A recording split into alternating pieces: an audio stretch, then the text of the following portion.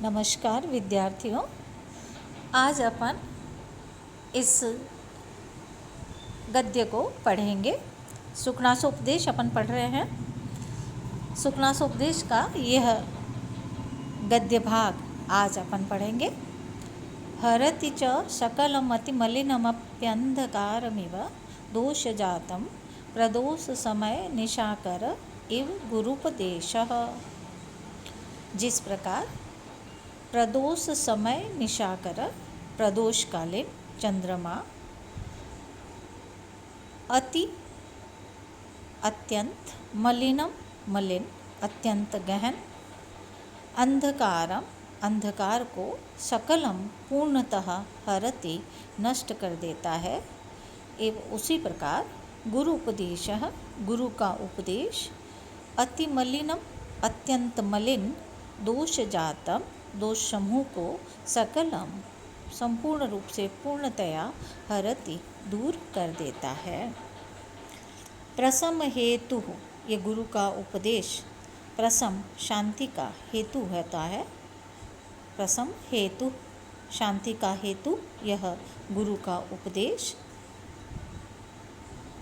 अमलीकुर्वन् दोष समूह को निर्मल बनाता हुआ गुण रूप में तद एव परिणमयति वैसे ही परिवर्तित कर देता है जैसे वयः आयु का परिणाम अर्थात वृद्धावस्था शिरसिज जालम केसों के समूह को अमलीकुर्वन् स्वच्छ बनाता हुआ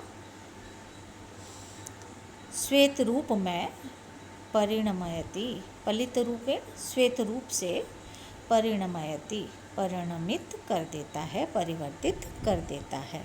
पुनः पढ़ रहे हैं अपन। जैसे प्रदोष समय निशाकरम प्रदोषकालीन चंद्रमा अति मलिनम अत्यंत मलिन अंधकार को सकलम पूर्ण रूप से हरति नष्ट कर देता है। एवं वैसे ही गुरु उपदेश गुरु का उपदेश अति मलिनम अत्यंत मलिन दोष जातम दोष समूह को सकलम पूर्णतया हरति दूर कर देता है। प्रसम हेतु शांति का हेतु कारण यह गुरु का उपदेश उसी प्रकार दोष अमलीकुर्वन् दोषों के समूहों को निर्मल बनाता हुआ गुण रूप में तद एव वैसे ही परिणमयति परिवर्तित कर देता है जैसे वयः परिणाम आयु का परिणाम अर्थात वृद्धावस्था शिरसिज जालम केसों के समूह को अमलीकुर्वन् स्वच्छ बनाता हुआ पलित रूपेण श्वेत रूप में परिणमयति परिवर्तित कर देता है। सुकनास यहाँ कह रहे हैं कि हे पुत्र, जिस प्रकार रात्रि के प्रथम प्रहर में चारों तरफ फैले हुए अत्यंत सघन अंधकार को प्रदोषकालीन चंद्रमा उदित होकर पूर्णतया हर लेता है, उसी प्रकार व्यक्ति में रहने वाले काम क्रोध लोभ मोह मद मात्सर्य आदि अत्यंत मलिन दोष समूह को गुरु का उपदेश पूर्णतः दूर कर देता है।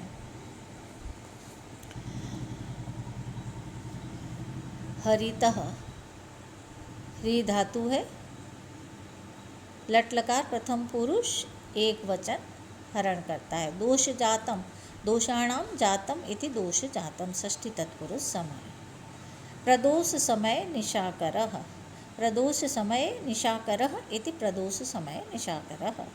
प्रशम हेतु प्रशमस्य हेतु षष्ठी तत्पुरुष। वयसः परिणामः षष्ठी तत्पुरुष।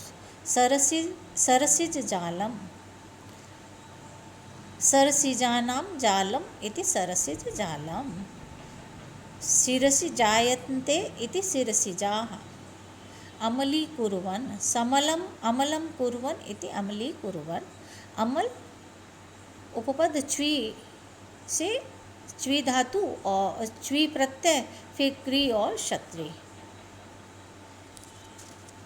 आगे का पद्य देख रहे हैं अपन। अयं चानास्वादित विषय रसस्य ते काल उपदेशस्य। अयं यह अनास्वादित विषय रसस्य, विषयों के रस के आस्वादन से रहित, अनास्वादित विषय रसस्य अर्थात विषयों के आस्वादन से रहित, ते तुम्हारे लिए, अयमेव उपदेशस्य काल, यही उपदेश का समय है। कुसुम सर प्रहार जर्जिते ही हृदय जलम एव गलति उपदिष्टम। ही क्योंकि कुसुम सर प्रहार, कामदेव के बाणों के प्रहार से जर्जिते हृदय, जर्जर हुए हृदय में, उपदिष्टम जलम एव गलति, उपदेश गुरु के उपदेश, जलम एव जल के समान, गलति बह जाते हैं। अकारणं च भवति दुष्प्रकृतेर अन्वयः श्रुतं वा विनयस्य। और दुष्प्रकृतेः, दुष्ट स्वभाव वाले व्यक्ति का, अन्वयः वंश वा अथवा श्रुतम शास्त्र ज्ञान, विनयस्य अकारणं भवति, विनय का कारण नहीं होता है। चंदन प्रभवो न दहति किम अनलः। चंदन प्रभवो, चंदन से उत्पन्न, अनलः अग्नि, किम न दहति क्या नहीं जलाती है, अर्थात जलाती ही है। किम वा प्रशम हेतुना अपि च प्रचंडतरी भवति वडवानलो वारिणा। अथवा प्रशम हेतुना, शांति के कारण, जल वारिणा, जल के द्वारा भी, वाड़वानल समुद्र की अग्नि, प्रचंडतरी न प्रचंडतरी भवति क्या और अधिक प्रचंड नहीं होती है, अर्थात होती है। वैसे तो यहाँ कहना ये चाह रहा है सुकनास राजकुमार चंद्रपेड़ से कि दुष्ट व्यक्ति का स्वभाव ऐसा ही होता है, भले ही वह उच्च कुल में उत्पन्न क्यों न हो, अथवा या अनेक विद्याओं और शास्त्रों का ज्ञान प्राप्त क्यों न कर लिया हो, लेकिन फिर भी उसमें विनम्रता नहीं सिखाई जा सकती। अथवा यह आवश्यक नहीं है कि उच्च कुल में उत्पन्न अथवा अनेक शास्त्रों का अध्ययन करने वाला व्यक्ति विनम्र हो, वह अविनयी भी हो सकता है। इसके इन्होंने दो कारण दिए हैं, दो उदाहरण दिए हैं। पहला उदाहरण इन्होंने दिया है कि क्या चंदन से उत्पन्न अग्नि जलाती नहीं है, अर्थात जिस प्रकार शीतल प्रकृति वाले चंदन के काष्ठ से उत्पन्न होने पर भी अग्नि जलाती ही है, उसी प्रकार उच्च कुल से उत्पन्न होने पर भी दुष्ट व्यक्ति दुष्टता करता ही है। अथवा दूसरा हेतु दिया है, शांति प्रदान करने वाले जल के द्वारा वड़वानल और अधिक भभक नहीं उठती है, अर्थात और अधिक भभक जाती है, प्रचंड हो जाती है।